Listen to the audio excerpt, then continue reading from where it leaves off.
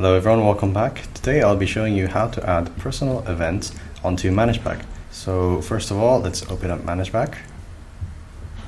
And as you can see here in your dashboard, you can see all the events and deadlines you have for the next 2 weeks.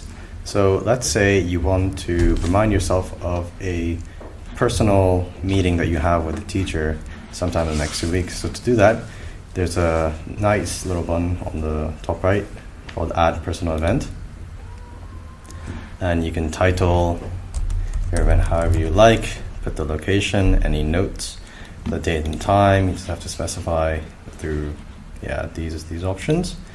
If it's an all-day event, you can do all-day event. You add event. Let me just specify the time. And then you know that it's in your calendar by clicking on dashboard.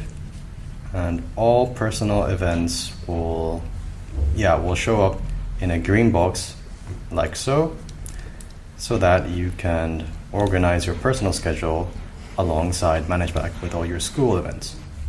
Thank you.